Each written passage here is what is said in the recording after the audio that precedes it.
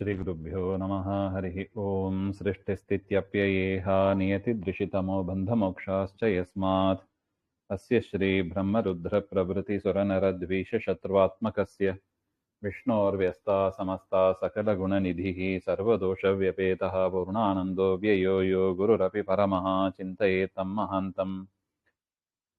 जन्माद्यस्य यतोन्मयाधितरतश्चार्थेष्वभिज्ञस्वराट् तेने ब्रह्महृदाय आदिकवये मुह्यन्ति यं सूरयः तेजो वारिमृदां यथा विनिमयो यत्र त्रिसर्गो मृषा धाम्ना स्वेन सदा निरस्तकुहकं सत्यं परं धीमहि। नारायणं नमस्कृत्य नरं चैव नरोत्तमं देवीं सरस्वतीं व्यासं ततो जयमुदीरयेत्। कृष्णाय वासुदेवाय हरये परमात्मने प्रणतः क्लेशनाशाय गोविन्दाय नमो नमः। ಶ್ರೀಗುರುಭ್ಯೋ ನಮಃ. ಶ್ರೀಮದ್ಭಾಗವತ ತೃತೀಯ ಸ್ಕಂದ 13ನೇ ಅಧ್ಯಾಯದಲ್ಲಿ 46ನೇ ಶ್ಲೋಕ. ಸ್ಪರ್ಶಾಃ ತಸ್ಯಾಭವನ್ ಜೀವಾತ್ ಸ್ವರೋ ದೇಹ ಉದಾಹೃತಃ ಊಷ್ಮಾಣ ಇಂದ್ರಿಯಾಣ್ಯಾಹುಃ ಅಂತಸ್ಥಾ ಬಲಮಾತ್ಮನಃ. ಅಂದರೆ ಬ್ರಹ್ಮದೇವರ ಶರೀರದಿಂದ ಏನೇನು ಸೃಷ್ಟವಾದವು ಅಂತ ನಾವು ನೋಡ್ತಾ ಇದ್ದೀವಿ.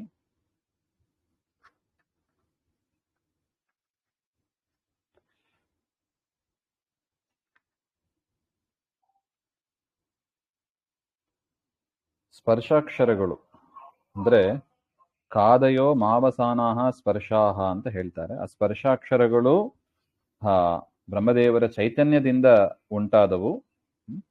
ಇನ್ನು ಸ್ವರ ಇವೇ ಮೊದಲಾದ ಸ್ವರಗಳು ಬ್ರಹ್ಮದೇವರ ದೇಹದಿಂದ ಉಂಟಾದವು. ಇನ್ನು ಊಷ್ಮಾಣ ಶಶ ಅಂತ 4 ಅಕ್ಷರ, ಅದು ಇಂದ್ರಿಯಾಣಿ, ಇಂದ್ರಿಯಗಳಿಂದ ಉಂಟಾದವು, ಬ್ರಹ್ಮದೇವರ ಇಂದ್ರಿಯಗಳಿಂದ ಉಂಟಾದವು.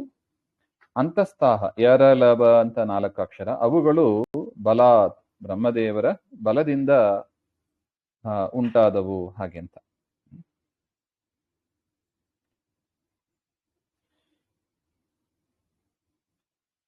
ಪಂಚಮ್ಯರ್ಥ ಭಾವೇಪಿ ಪ್ರಥಮಾಂತಾನಾಂ ದೇಹಾದಿಶಬ್ದಾನಾಂ ತಜ್ಜನ್ಯ ಪರತ್ವಸ್ಯ. ಯದ್ಯಪಿ ಪ್ರಥಮಾದಲ್ಲಿ ಇದೆ, ಅದನ್ನ ಪಂಚಮಿ ವಿಭಕ್ತಿಗೆ ಪರಿವರ್ತನೆ ಮಾಡ್ಕೋಬೇಕು ಅಂತ ಸಪ್ತಸುಪ್ರಥಮ ಅಂತ ನಿಯಮವನ್ನು ಇಟ್ಕೊಂಡು ಮಾಡಬೇಕು ಅಂತ ಹೇಳಿದ್ದಾರೆ.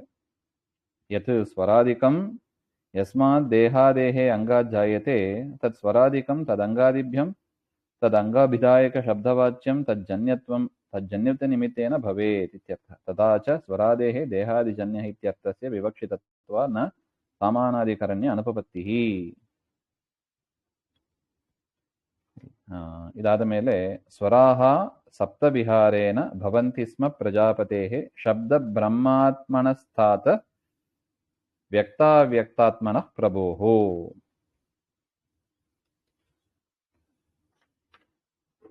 ಇದಾದ ಮೇಲೆ ಸಪ್ತಸ್ವರಗಳು ನಿಷಾದ ಋಷಭ ಗಾಂಧಾರ ಷಡ್ಜ ಮಧ್ಯಮ ದೈವತಾಹ ಹಾಗೆ ಅಂತ 7 ಸ್ವರಗಳು ಏನು ಸಂಗೀತದಲ್ಲಿ ಹೇಳ್ತಾರೆ, ಸರಿ ಗ ಮ ಪ ದ ನಿ ಹಾಗೆ ಅಂತ. ಆ 7 ಸ್ವರಗಳು ಅದು ಕೂಡ ಬ್ರಹ್ಮದೇವರ ಶರೀರದಿಂದ ಹುಟ್ಟಿ ಬಂದವು ಅಂತ ಹೇಳ್ತಾರೆ.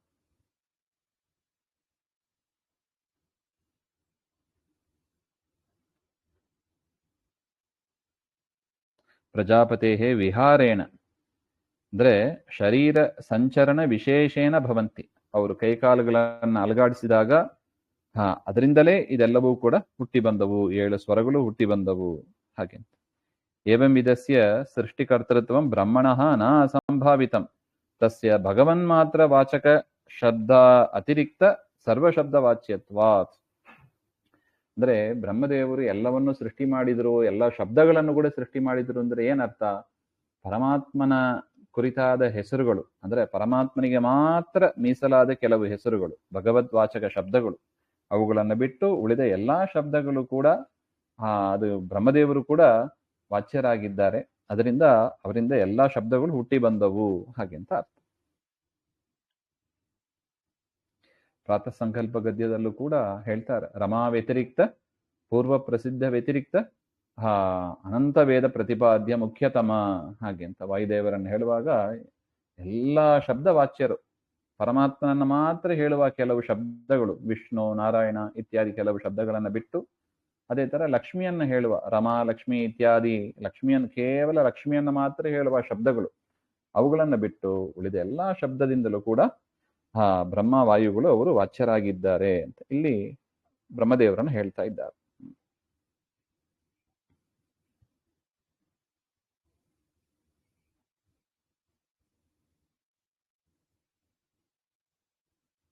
ತಥಾಚ ಶಬ್ದ ಬ್ರಹ್ಮ ನಾರಾಯಣಾದಿ ನಾಮ ವ್ಯತಿರಿಕ್ತಂ, ನಾರಾಯಣಾದಿ ಹೆಸರನ್ನು ಬಿಟ್ಟು ವೈದಿಕ ಶಬ್ದ ವಿಸ್ತರಂ ವಿಷಯತೆಯ, ವೈದಿಕ ಶಬ್ದ ವಿಷಯವಾಗಿ ಪ್ರಾಪ್ನೋತಿ ಶಬ್ದ ಬ್ರಹ್ಮ ಅಂತ. ಅಂದ್ರೆ ಶಬ್ದದಿಂದ ತಿಳಿಯಲು ಯೋಗ್ಯನಾದ ಬ್ರಹ್ಮನಾಗಿದ್ದಾನೆ ಅಂತ ಅರ್ಥ. ಚತುರ್ಮುಖ ಬ್ರಹ್ಮರು ಹಾಗಿದ್ದಾರೆ. ತಸ್ಯ ವ್ಯಕ್ತಂ ಬ್ರಹ್ಮಾಂಡಂ ಅವ್ಯಕ್ತಂ ಮಹದಾಧಿಕಂ. ವ್ಯಕ್ತವಾದದ್ದು ಅಂದ್ರೆ ಬ್ರಹ್ಮಾಂಡ, ಅವ್ಯಕ್ತವಾದದ್ದು ಅಂದ್ರೆ ಮಹತ್ತತ್ವ. ಅದೆಲ್ಲವನ್ನು ಕೂಡ ವ್ಯಾಪಿಸಿ ಅವರು ಬ್ರಹ್ಮದೇವರು ಇದ್ದಾರೆ ಹಾಗೆ. ಅದರಿಂದ ವ್ಯಕ್ತವೂ ಹೌದು ಅವ್ಯಕ್ತವೂ ಹೌದು. ಅತಯೇವ ಪ್ರಭೋರಿತಿ ಮೂಲಂ ವ್ಯಾಖ್ಯೆ. ಅದರಿಂದ ಅವರು ಪ್ರಭು, ಸರ್ವಸಮರ್ಥರು ಅಂತ ಅರ್ಥ. ಇನ್ನು ಬ್ರಹ್ಮಾನುಭಾವವಿತೋ ನಾನಾ ಶಕ್ತ್ಯುಪಬ್ರಹ್ಮಿತಃ ತಥೋ ಪರಾಮುಪಾದಾಯ ಸ ಸರ್ಗಾಯ ಮನೋದಧೇ. ಏವಂ ಬ್ರಹ್ಮ ಸ್ವದೇಹಾತ್ ತತ್ತದವಯವೇಭ್ಯಃ ಸೃಷ್ಟಿಂ ಚಕಾರ. ತನ್ನ ಶರೀರದಿಂದ, ಶರೀರದಲ್ಲಿ ಇರತಕ್ಕ ಅವಯವಗಳು, ಅವುಗಳಿಂದ ನಾನಾ ಪದಾರ್ಥವನ್ನ ಸೃಷ್ಟಿ ಮಾಡಿ, ಇದಾನೀಂ ಪ್ರಕಾರಾಂತರೇಣ ಸೃಷ್ಟಿಂ ಕರ್ತುಂ ಮನಶ್ಚಕ್ರೆ. ಬೇರೆ ಇನ್ನೊಂದು ರೀತಿಯಾದ ಸೃಷ್ಟಿಯನ್ನು ಕೂಡ ಮಾಡಬೇಕು ಅಂತ ಮನಸ್ಸು ಮಾಡಿದ್ರು. ಅದು ಯಾಕೆಂಬ ಕಾರಣವನ್ನು ಇಲ್ಲೇ ಹೇಳ್ತಾರೆ. ಸಹ ಬ್ರಹ್ಮ ತತಃ ಪೂರ್ವೋಕ್ತಾತ್ ಅಪರಾಂ. ಹಿಂದೆ ಮಾಡಿದ ದೇಹದಿಂದ ಸೃಷ್ಟಿ ಮಾಡೋದು, ಅವಯವದಿಂದ ಸೃಷ್ಟಿ ಮಾಡೋದು, ಇದು ಒಂದು ಕ್ರಮ. ಆ ಕ್ರಮ ಬಿಟ್ಟು ಬೇರೆ ಮತ್ತೊಂದು ಕ್ರಮ ಅಂದ್ರೆ ಸ್ತ್ರೀ ಪುರುಷ ಸರ್ಜನ ಶಕ್ತಿಂ ಉಪಾದಾಯ. ಸ್ತ್ರೀ ಪುರುಷರ ಸಂಬಂಧದಿಂದ ಸೃಷ್ಟಿಯನ್ನ ಮಾಡೋದು ಅಂತ ಏನಿದೆ, ಪ್ರಜಾ ಸೃಷ್ಟಿ ಏನಿದೆ, ಅದನ್ನ ಮಾಡಬೇಕು ಅಂತ ನಾನಾವಿಧ ಜಗತ್ ಸೃಷ್ಟಯೇ ಮನೋಬುದ್ಧಿಂ, ಆ ರೀತಿಯಾಗಿ ಮಾಡಬೇಕು ಅಂತ ಮನಸ್ಸು ಮಾಡಿದ್ರು. ಕಿಂ ಸ್ವಾತಂತ್ರ್ಯೇನ ನ ಇತ್ಯಾಹ ಬ್ರಹ್ಮ ಇತಿ ಬ್ರಹ್ಮಣಃ ಪರಬ್ರಹ್ಮಣಃ ಅನುಭಾವ. ಪರಮಾತ್ಮನನ್ನ ಅನುಸರಿಸಿ ಮಾಡತಕ್ಕವರು, ಪರಮಾತ್ಮ ಹೇಗೆ ಇಚ್ಛೆ ಪಡ್ತಾನೋ ಆ ರೀತಿಯಾಗಿ ಇವರು ಮಾಡತಕ್ಕವರು ಹಾಗೆ ಅಂತ. ಅದರಿಂದ ಸ್ವತಂತ್ರರಲ್ಲ ಬ್ರಹ್ಮದೇವರು. ಪರಮಾತ್ಮನ ಇಚ್ಛೆ ಹಾಗಿತ್ತು, ಸ್ತ್ರೀ ಪುರುಷರ ಮುಖಾಂತರ ಮುಂದಿನ ಸೃಷ್ಟಿ ಆಗಬೇಕು ಹಾಗೆ ಅಂತ. ಅದಕ್ಕೆ ಅನುಗುಣವಾಗಿ, ಪರಮಾತ್ಮನ ಇಚ್ಛೆಗೆ ಅನುಗುಣವಾಗಿ ಬ್ರಹ್ಮದೇವರು ಆ ರೀತಿಯಾಗಿ ಪ್ರಯತ್ನ ಪಟ್ರು ಅಂತ ಅರ್ಥ.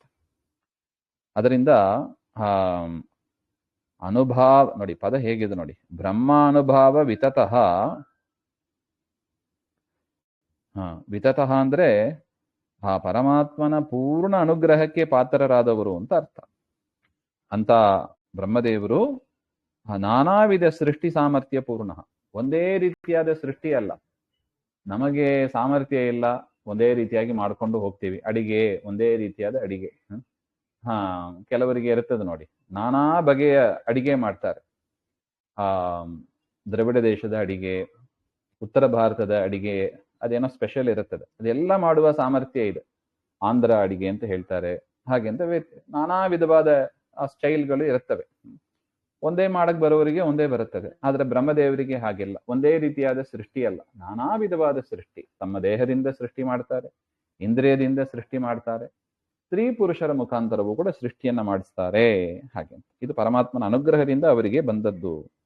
ಅವರು ಯೋಚನೆ ಮಾಡಿದರಂತೆ, ಇಷ್ಟು ಸೃಷ್ಟಿಯನ್ನ ಮಾಡಿದ ಮೇಲೆ ಯೋಚನೆ ಮಾಡಿದರು. ಋಷೀಣಾಂ ಭೂರಿ ವೀರ್ಯಾಣಾಂ ಅಪಿ ಸರ್ಗಂ ಅವಿಸ್ತೃತಂ ಜ್ಞಾತ್ವಾ ತದ್ ಹೃದಯೇ ಭೂಯಃ ಚಿಂತಯಾಮಾಸ ಕೌರವ. ಹೇ ವಿದುರ, ಹಾಗೆಂತ ಮೈತ್ರೇಯರು ಹೇಳ್ತಾ ಇದ್ದಾರೆ. ಋಷಿಗಳು ಈಗಾಗಲೇ ಮರೀಚಿ ಮುಂತಾದ ಪ್ರಜಾಪತಿಗಳು ಅವರು ಸೃಷ್ಟರಾಗಿದ್ದಾರೆ. ಅವರನ್ನು ಸೃಷ್ಟಿ ಮಾಡಿದ್ದೇ ಪ್ರಜೆಗಳ ಸಂತಾನ ಮಾಡಿ ಪ್ರಜೋತ್ಪತ್ತಿ ಮಾಡಬೇಕು ಅಂತಾನೆ ಮಾಡಿರೋದು. ಆದರೂ ಕೂಡ ವಿಸ್ತಾರವಾಗಿ ಜಗತ್ತಿನ ಸೃಷ್ಟಿ ಆಗಿಲ್ಲ. ಅದರಿಂದ ಭೂಯಃ ಚಿಂತೆಯಾಮಾಸ. ಮತ್ತೆ ಬ್ರಹ್ಮದೇವರು ಚಿಂತನೆ ಮಾಡಿದರಂತೆ, ಅಲ್ಲ ಏನೋ 1, 2 ಇಷ್ಟಿಷ್ಟೇ ಸೃಷ್ಟಿ ಆಗ್ತಾ ಇದ್ರೆ ಇದು ಯಾವ ಕಾಲಕ್ಕೆ ಇಷ್ಟು ಜೀವರನ್ನು ಸೃಷ್ಟಿ ಮಾಡ್ಲಿಕ್ಕೆ ಆಗ್ತದೆ? ಇದು ಚೆನ್ನಾಗಿ ವೇಗವಾಗಿ ಬೆಳಿಬೇಕು ಇದು ಹಾಗೆ ಅಂತ ಯೋಚನೆ ಮಾಡಿದರಂತೆ. ಅಹೋ ಅದ್ಭುತಮೇ ತನ್ಮೇ ವ್ಯಾಪೃತಸ್ಯಾಪಿ ನಿತ್ಯದ ನಹ್ಯೇದಂತೆ ಪ್ರಜಾನೂನಂ ದೈವಮತ್ರ ವಿಘಾತಕಂ. ಇಷ್ಟು ಪ್ರತಿ ನಿತ್ಯದಲ್ಲೂ ಪ್ರಯತ್ನ ಪಟ್ಟರೂ ಕೂಡ ಇಷ್ಟೇ ಸಂಖ್ಯೆಯ ಪ್ರಜೆಗಳ ಉತ್ಪತ್ತಿ ಆಗ್ತಾ ಇದೆ. ಆ ಪ್ರಜೆಗಳ ಉತ್ಪತ್ತಿ ಬೆಳಿತಾನೇ ಇಲ್ಲ. ಇದು ದೈವ ಪರಮಾತ್ಮನ ಸಂಕಲ್ಪ ಹೀಗೆ ಇದೆ, ಅದೇ ಮುಖ್ಯ ಕಾರಣ ಹಾಗೆ ಅಂತ ಅರಿತವರಾಗಿ ಮತ್ತೆ ಯೋಚನೆ ಮಾಡಿದರಂತೆ. ಏವಂ ಯುಕ್ತಿಮತಃ ತಸ್ಯ ದೈವಂ ಚ ಆವೇಕ್ಷತಸ್ತದಾ ಕಸ್ಯ ರೂಪಂ ಅಭೂತ್ ವೇದ ಯತ್ ಕಾಯಂ ಅಭಿಚಕ್ಷತೆ. ಈ ರೀತಿಯಾಗಿ ಪರಮಾತ್ಮನ ಅನುಗ್ರಹವೇ ಕಾರಣ ಅಂತ ನೋಡಿ. ಏನೇ ಆಗಬೇಕು ಅಂದ್ರೂ ಕೂಡ ದೊಡ್ಡವರು ಹೇಗೆ ಚಿಂತನೆ ಮಾಡ್ತಾರೆ ನೋಡಿ. ತಾನು ಅನಿಸ್ಕೊಂಡದ್ದು ಆಗ್ತಾ ಇಲ್ಲ ಹಾಗೆಂತ ಹೇಳಿ ಅವರು ಸುಮ್ಮನೆ ಕೊಡೋದಿಲ್ಲ, ಅಥವಾ ಬೇರೆ ಯಾರನ್ನೋ ನಿಂದೆ ಮಾಡ್ಲಿಕ್ಕೆ ಹೋಗೋದಿಲ್ಲ. ಮರೀಚಿಗೆಯನ್ನು ಬೈಯಕ್ ಶುರು ಮಾಡಿಲ್ಲ ನೋಡಿ. ಮರೀಚಿ ಮುಂತಾದವರೇ ನೀವು ವೇಸ್ಟು, ಸೃಷ್ಟಿ ಮಾಡಿಕೆ ನೀವು ನಾಲಾಯ್ತು, ನೋಡಿ ಇಷ್ಟೇ ಸೃಷ್ಟಿಯಾಗಿದೆ ಹೀಗಂತ ಅವರನ್ನೇ 4 ಬೈದರೆ ಅವರಿಗೂ ಬೇಜಾರು ಇವರಿಗೂ ಬೇಜಾರು, ಒಟ್ಟು ರಿಸಲ್ಟ್ ಅಂತೂ ಬರೋದಿಲ್ಲ. ಈ ಸಾಮಾನ್ಯವಾಗಿ ನಾವು ಮಾಡೋದು ಹೀಗೆ, ಯಾರಾವುದೊಂದು ಹುಡುಗನೋ ಅಥವಾ ಮನೆಯಲ್ಲಿ ಯಾರಾದ್ರು ಸರಿಯಾಗಿ ಕೆಲಸ ಮಾಡಿಲ್ಲ ಅಂದ್ರೆ ಇನ್ನೇನಂತ ಬೈಯೋದು, ನೀನೇ ಸರಿ ಇಲ್ಲ ಅಂತ ಬೈದು ಬಿಡೋದು. ಸರಿ, ಬ್ರಹ್ಮದೇವರು ಹಾಗಿಲ್ಲ ನೋಡಿ. ಕೆಲಸ ಆಗಿಲ್ಲ ಹಾಗೆಂದು ಏನು ಕಾರಣ? ದೈವಮೇವ ಕಾರಣಂ ಅಂತ ಬರೀತಾರೆ ನೋಡಿ. ನೂನಂ ದೈವಮತ್ರ ವಿಘಾತಕಂ, ಪರಮಾತ್ಮನ ಅನುಗ್ರಹ ನಮ್ಮ ಮೇಲೆ ಇಲ್ಲ, ಅದರಿಂದಲೇ ಇಂಥ ರಿಸಲ್ಟ್ ಬರ್ತಾ ಇಲ್ಲ ಹಾಗೆಂತ. ಅಂದ್ರೆ ದೇವರು ಅಂತ ಕೂಡ ಹೇಳಿಲ್ಲ, ನಮಗೆ ದೇವರ ಅನುಗ್ರಹ ಆಗ್ತಾ ಇಲ್ಲ, ಅದರಿಂದ ಆ ಕಾರ್ಯ ಯಶಸ್ವಿಯಾಗಿ ಆಗ್ತಾ ಇಲ್ಲ ಅಂತ. ದೇವರು ಅಲ್ಲ, ಮರೀಚಾದಿಗಳು ಅಲ್ಲ, ತಾವೂ ಅಲ್ಲ. ಮತ್ತೇನು? ದೇವರ ಅನುಗ್ರಹ ನ್ಯೂನತೆ ಆಗ್ತಾ ಇದೆ. ಯಾಕೆಂದ್ರೆ ಆ ಕಾರ್ಯ ಚೆನ್ನಾಗಿ ಸಂಪೂರ್ಣ ಆಗಬೇಕು ಅಂದ್ರೆ ಏನಾಗಬೇಕು? ದೇವರ ಅನುಗ್ರಹ ಬೇಕು ಫಸ್ಟ್. ಎಷ್ಟು ಸಹಕರಣೆಗಳು, ಮಿಕ್ಕಿದವರೆಲ್ಲ ಸಹಕರಣೆ, ಸಪೋರ್ಟರ್ಸ್ ಅಷ್ಟೇ. ಮಿಕ್ಕಿದ ಎಷ್ಟೇ ಸಪೋರ್ಟರ್ಸ್ ಇದ್ರೂ ಕೂಡ ದೈವ ಅನುಗ್ರಹ ಅಂತ ಒಂದು ಇಲ್ಲದೆ ಹೋದ್ರೆ ಯಾವ ಕಾರ್ಯವೂ, ಅದು ಅಡಿಗೆ ಇರ್ಬೋದು, ತೀರ್ಥಯಾತ್ರೆ ಇರ್ಬೋದು, ಯಾವುದೇ ಸಣ್ಣ ಸಣ್ಣ ಕಾರ್ಯ ಇರ್ಬೋದು, ದೈವ ಅನುಗ್ರಹ ಇಲ್ಲದೆ ಯಾವ ಕಾರ್ಯವೂ ಆಗೋದಿಲ್ಲ. ಇದು ಬ್ರಹ್ಮದೇವರಿಗೆ ಅರ್ಥ ಆಗಿದೆ. ಅದರಿಂದಲೇ ಅವರು ಸೃಷ್ಟಿ ಆಗ್ತಾ ಇಲ್ಲ ಅಂತ ಕೂಡಲೇ ಅಲ್ಲಿದ್ದ ಜನರನ್ನ ಬೈಯಕ್ ಹೋಗಿಲ್ಲ. ಈ ಒಂದು ಪಾಠ ನಾವು ಸರಿಯಾಗಿ ಕಲ್ತ್ಕೊಂಡ್ಬಿಟ್ರೆ ಮನೆಯಲ್ಲಿ ಜಗಳನೇ ಬರೋದಿಲ್ಲ ನೋಡಿ. ಹೆಂಡತಿ ಹೇಳ್ತಾಳೆ ಗಂಡ ಸರಿ ಇಲ್ಲ, ಗಂಡ ಹೇಳ್ತಾನೆ ಹೆಂಡತಿ ಸರಿ ಇಲ್ಲ, ಇಬ್ರು ಹೇಳ್ತಾರೆ ಮಕ್ಕಳು ಸರಿ ಇಲ್ಲ ಹಾಗೆಂತ. ಏನ್ ಮಾಡ್ಬೇಕು?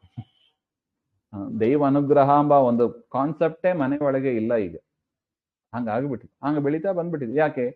ಅದು ನಾವು ಓದಿದ್ದು ಹಾಗೆ, ಅದು ಫಾರಿನರ್ಸ್ ತಿರ್ಗಾ ನೋಡಿ ಅಲ್ಲೇ ಹೇಳ್ಬೇಕು.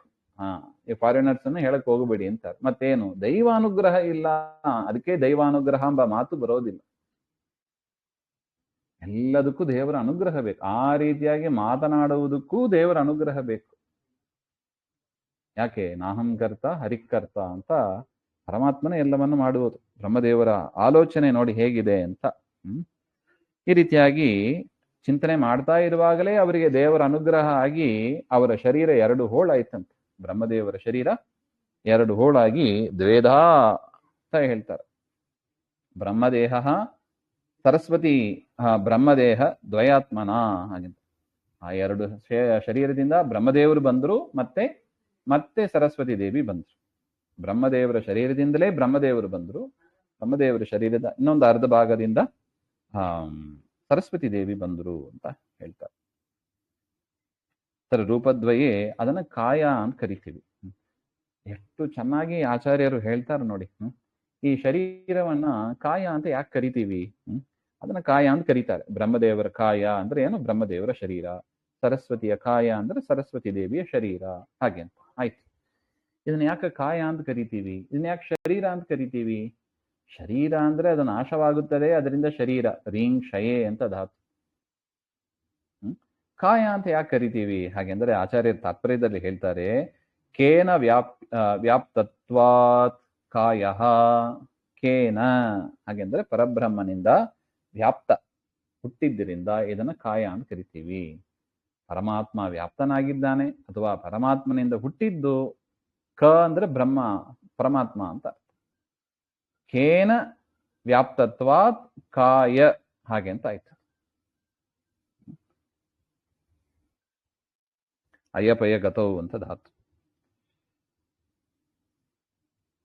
ಅದರಿಂದ ಇದಕ್ಕೆ ಕಾಯ ಅಂತ, ಪರಮಾತ್ಮನಿಂದ ಹುಟ್ಟಿದ್ದು ಅಥವಾ ಪರಮಾತ್ಮನಿಂದ ವ್ಯಾಪ್ತವಾದದ್ದು, ಅದರಿಂದ ಇದಕ್ಕೆ ಕಾಯ ಅಂತ ಕಾಯ ಶಬ್ದ ಬಂತು. ಬ್ರಹ್ಮದೇವರ ಕಾಯ, ಸರಸ್ವತಿಯ ಕಾಯ ಬಂತು ಹಾಗೇನಾಯ್ತು? ತಾಭ್ಯಾಂ ರೂಪ ವಿಭಾಗಾಭ್ಯಾಂ ಮಿಥುನಂ ಸಮಪದ್ಯತ ಯಸ್ತು ತತ್ರ ಪುಮಾನ್ ಸೋಭೂನ್ ಮನುಃ ಸ್ವಯಂಭುವ ಸ್ವರಾಟ್. ಮತ್ತೆ ಆ ಸರಸ್ವತಿ ಬ್ರಹ್ಮದೇವರ ಸಂಯೋಗದಿಂದ ಮತ್ತೆ ಸ್ವಯಂಭುವ ಮನು ಅವರು ಹುಟ್ಟಿದ್ರು. ಅಲ್ಲಿಂದ ಮತ್ತೆ ಇಬ್ರು ಹುಟ್ಟಿ ಬಂದ್ರು, ಅವಳಿ ಜವಳಿನೇ, ಸ್ವಯಂಭುವ ಮನು ಮತ್ತು ಶತರೂಪ ಹಾಗೆ ಅಂತ. ಆ ಪುರುಷ ರೂಪ ಸ್ವಯಂಭುವ ಮನು ಅಂತ, ಸ್ತ್ರೀ ರೂಪ ಅದು ಶತರೂಪ ಅಂತ. ಸ್ತ್ರೀ ಬ್ರಹ್ಮ ಸರಸ್ವತಿಯ ಸಂಯೋಗದಿಂದ ಮತ್ತೆ ಒಂದು ಸ್ತ್ರೀ ಪುರುಷರ ಜನ್ಮ ಆಯಿತು. ಆ ಪುರುಷನೇ ಸ್ವಯಂಭುವ ಮನು, ಸ್ತ್ರೀ ಅವಳು ಶತರೂಪ ಹಾಗೆ ಅಂತ. ತದಾ ಮೈಥುನ ಧರ್ಮೇನ ಪ್ರಜಾಹ ಏಧಾಂ ಬಭುವಿರೆ. ಅವರಿಬ್ಬರಿಂದ ಮತ್ತೆ ಈ ಮೈಥುನ ಸೃಷ್ಟಿ ಅಂತ ಕರೀತಾರೆ ಇದನ್ನು. ಹೆಣ್ಣು ಗಂಡು ಸೇರಿ ಮಾಡತಕ್ಕ ಸೃಷ್ಟಿ. ಅದರಿಂದ ಏನಾಯ್ತು, ವೃದ್ಧಿಂ ಪ್ರಾಪ್ತಾಹ, ಜನರ ಸಂಖ್ಯೆ ಜಾಸ್ತಿ ಆಗಕ್ಕೆ ಶುರುವಾಯಿತು ಹಾಗೆ. ನೋಡಿ, ಇವತ್ತಿನ ತನಕ ನಾವೇನು ಕಾಣ್ತಾ ಇದ್ದೀವಿ ಇದೇ ಈ ಸೃಷ್ಟಿ ಕ್ರಮನೆ. ಬ್ರಹ್ಮದೇವರು ಅವತ್ತು ಮಾಡಿಕೊಟ್ಟದ್ದು. ಆ ಕ್ರಮದಲ್ಲೇ ಇವತ್ತಿಗೂ ಕೂಡ ಸೃಷ್ಟಿ ಚೆನ್ನಾಗಿ ಬೆಳೀತಾ ಇದೆ ಹಾಗೆ ಅಂತ. ತಚಾಪಿ ಶತರೂಪಾಯಾಂ ಪಂಚಾಪತ್ಯಾನ್ಯಜಿ ಜನತ್ ಪ್ರಿಯವ್ರತೌ ತಾನಪಾದೌ ತಿಸ್ರಃ ಕನ್ಯಾಶ್ಚ ಭಾರತ. ಆ ದಂಪತಿ ಅಂದ್ರೆ ಸ್ವಯಂಭುವ ಮನು ಮತ್ತು ಶತರೂಪ ದೇವಿಯಲ್ಲಿ 5 ಜನ ಮಕ್ಕಳಾದರು ಅಂತ ಹೇಳ್ತಾರೆ. 2 ಗಂಡು ಮಕ್ಕಳು ಪ್ರಿಯವ್ರತ ಉತ್ತಾನಪಾದ ಹಾಗೆ ಅಂತ, ಮತ್ತು 3 ಕನ್ಯೆಯರು ಹುಟ್ಟಿದರು. ಯಾರವರು 3 ಕನ್ಯೆಯರು ಅದನ್ನು ಹೇಳ್ತಾ ಇದ್ದಾರೆ. ಆಕೂತಿ ದೇವಹೂತಿಶ್ಚ ಪ್ರಸೂತಿ ರೀತಿ ಸತ್ತಮ ಆಕೂತಿಂ ರುಚಯೇ ಪ್ರಾದಾತ್ ಕರ್ದಮಾಯತು ಮಧ್ಯಮಾಂ ದಕ್ಷಾಯಾದಾತ್ ಪ್ರಸೂತಿಂ ಚ ಯಥ ಆಪೂರಿತಂ ಜಗತ್. 3 ಜನ ಹೆಣ್ಣುಮಕ್ಕಳು, ಆಕೂತಿ, ದೇವಹೂತಿ, ಪ್ರಸೂತಿ ಹಾಗೆ ಅಂತ. ಆಕೂತಿಯನ್ನ ರುಚಿ ಪ್ರಜಾಪತಿಗೆ ಕೊಟ್ಟು ಮದುವೆ ಮಾಡ್ತಾರೆ ಸ್ವಯಂಭುವನು. ದೇವಹೂತಿಯನ್ನ ಕರ್ದಮರಿಗೆ ಕೊಟ್ಟು ಮಾಡ್ತಾರೆ. ಪ್ರಸೂತಿಯನ್ನ ದಕ್ಷ ಪ್ರಜಾಪತಿಗೆ ಕೊಟ್ಟು ಮದುವೆ ಮಾಡ್ತಾರೆ. ಯತಃ ಆಪೂರಿತಂ ಜಗತ್.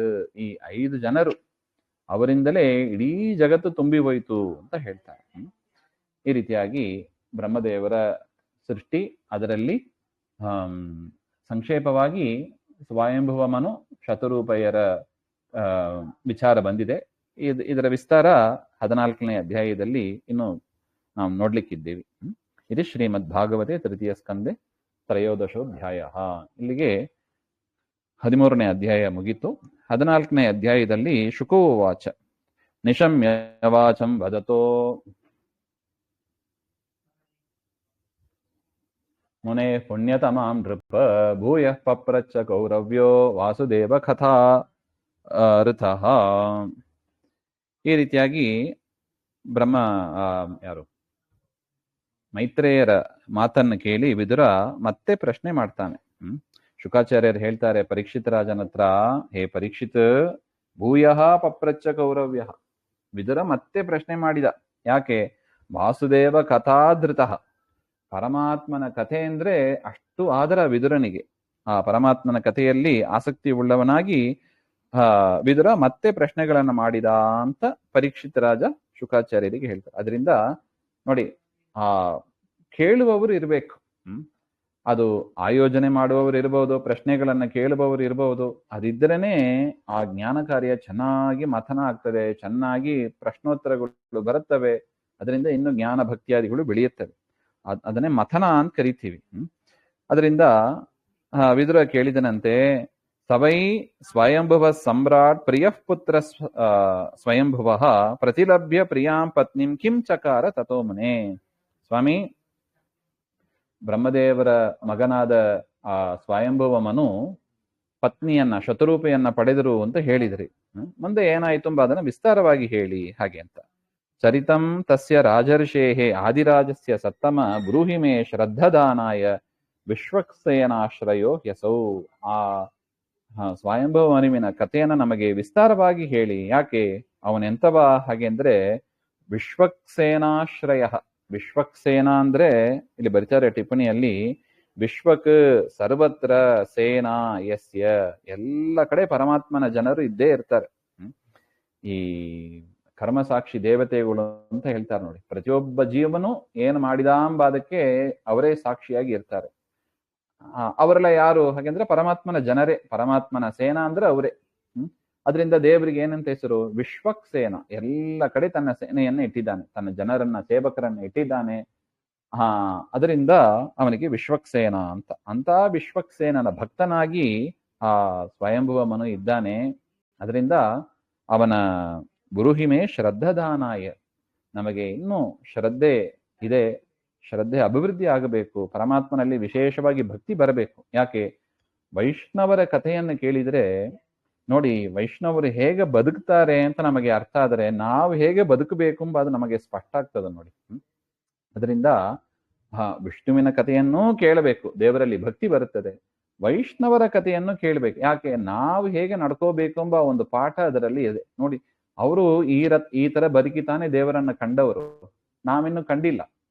ದೇವರನ್ನ ಕಂಡವರು ಹೇಗೆ ಬದುಕಿದ್ರು ಅದನ್ನ ನೋಡಿ ನಾವು ಬದಲಾವಣೆ ಮಾಡಿಕೊಂಡ್ರೆ ನಾವು ಕೂಡ ದೇವರನ್ನ ಕಾಣಬಹುದು, ಆ ಮಾರ್ಗದಲ್ಲಿ ಹೋಗಬಹುದು ಎಂಬ ಒಂದು ದೃಷ್ಟಿಯಿಂದಲೂ ಕೂಡ ಭಗವದ್ಭಕ್ತರ ಕಥೆಯನ್ನು ಕೇಳಬೇಕು ಅಂತ ಹೇಳ್ತಾರೆ. ಅದನ್ನೇ ಮುಂದೇನು ಹೇಳ್ತಾ ಇದ್ದಾರೆ. ಶ್ರುತಸ್ಯ ಪುಂಸಃ ಸುಚಿರಶ್ರಮಸ್ಯ ನನ್ಮಂಜಸ ಸೂರಿಭಿರೀಡಿತೋರ್ತತಃ ಯತ್ತದ್ ಗುಣಾನುಶ್ರವಣಂ ಮುಕುಂದ ಪಾದಾರವಿಂದಂ ಹೃದಯೇಶು ಯೇಷಾಂ. ಹಾಗೆ ಅಂತ.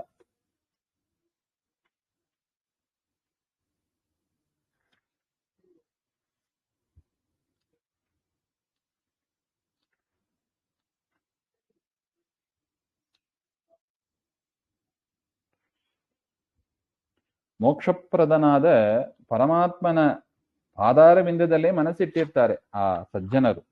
ಅವರಿಗೆ ಪರಮಾತ್ಮನ ಕಥೆ ಶ್ರವಣ ಮಾಡುವುದೇ ದೀರ್ಘಕಾಲದ ಕರ್ಮದ ಒಂದು ಪ್ರಯತ್ನ. ಕರ್ಮಗಳನ್ನ ಹೋಮ, ಹವನ, ತೀರ್ಥಯಾತ್ರೆ, ಉಪವಾಸ, ವ್ರತಗಳು ಎಲ್ಲ ಯಾತಕ್ ಮಾಡ್ತೀವಿ? ಪರಮಾತ್ಮನ ಜ್ಞಾನಕ್ಕಾಗಿ. ಆ ಹರಿಕಥಾ ಶ್ರವಣ ಮಾಡಬೇಕು. ಹಾಗೆ ಅಂತ ದಾಸರು ಹೇಳ್ತಾರೆ ನೋಡಿ, ಕಥಾ ಶ್ರವಣ ಮಾಡು, ಹರಿಕಥಾ ಶ್ರವಣ ಮಾಡು. ಹಾಗೆ ಎಲ್ಲ ನಾವು ಬಂದಿರೋದು ಅದಕ್ಕೆ, ಜನ್ಮ ತಾಳಿರೋದು ಅದಕ್ಕೆ, ಮದುವೆ ಆಗೋದು ಅದಕ್ಕೆ, ಇನ್ನು ಎಲ್ಲಾ ಸತ್ಕರ್ಮಗಳನ್ನ ಮಾಡೋದು ಕೂಡ ಜ್ಞಾನಕ್ಕಾಗಿಯೇ, ಪರಮಾತ್ಮನ ಕಥೆ ಕೇಳೋದಕ್ಕೆ. ಅದು ಬಿಟ್ರೆ ಬೇರೆ ಮಾರ್ಗ ಇಲ್ಲ. ಯಾರ ಕತೆ ಕೇಳಬೇಕು? ಎರಡು ಕತೆ, ಒಂದು ವಿಷ್ಣುವಿನ ಕತೆ, ಎರಡನೇದು ವೈಷ್ಣವರ ಕತೆ. ಹಾಗೆ ಎರಡೂ ಕೂಡ ಕೇಳಬೇಕು. ಅದಕ್ಕಾಗಿ ಇಷ್ಟೆಲ್ಲ ಜನ್ಮ ತಾಳಿ ಸತ್ಕರ್ಮಗಳನ್ನ ಮಾಡಿ ಮೇಲಕ್ಕೆ ಬರಬೇಕು. ಅಂಥವರಿಗೆ ಮಾತ್ರ ಜ್ಞಾನಕ್ಕೆ ಎಲಿಜಿಬಿಲಿಟಿ ಸಿಗ್ತದೆ. ಬ್ರಾಹ್ಮಣನಾಗಿ ಹುಟ್ಟಿ ಬಂದ ಕೂಡಲೇ ಹರಿಕಥೆಯಲ್ಲಿ ಆಸಕ್ತಿ ಇರೋದಿಲ್ಲ. ಬ್ರಾಹ್ಮಣನಾಗಿ ಹುಟ್ಟಬೇಕು, ಅದೇ ದೊಡ್ಡದು. ಎಲ್ಲರೂ ಕೇಳಬೇಕು, ಹರಿಕಥಾ ಶ್ರವಣ ಎಲ್ಲರೂ ಮಾಡಬೇಕು. ಅದರಲ್ಲಿ ವಿಶೇಷವಾಗಿ ಅಧಿಕಾರಿಯಾದವ ಅಂದ್ರೆ ಅವನು ಬ್ರಾಹ್ಮಣ, ಯಾಕೆಂದ್ರೆ ಅವನು ಹುಟ್ಟಿರೋದೇ ಅದಕ್ಕೆ.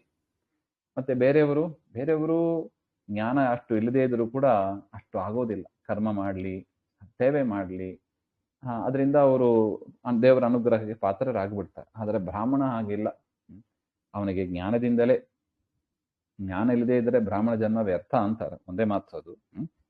ಅದರಿಂದ ಜ್ಞಾನ ಅಂದ್ರೆ ಯಾರ ಜ್ಞಾನ? ಪರಮಾತ್ಮನ ಜ್ಞಾನ, ಪರಮಾತ್ಮನ ಭಕ್ತರ ಜ್ಞಾನ ನಾವು ಪಡೀಬೇಕು. ಅದಕ್ಕಾಗಿಯೇ ಕರ್ಮಗಳನ್ನ ಮಾಡೋದು, ಅದೇ ಮುಖ್ಯ ಪ್ರಯೋಜನ ಅಂತ ಜ್ಞಾನಿಗಳು ಹೇಳ್ತಾರೆ.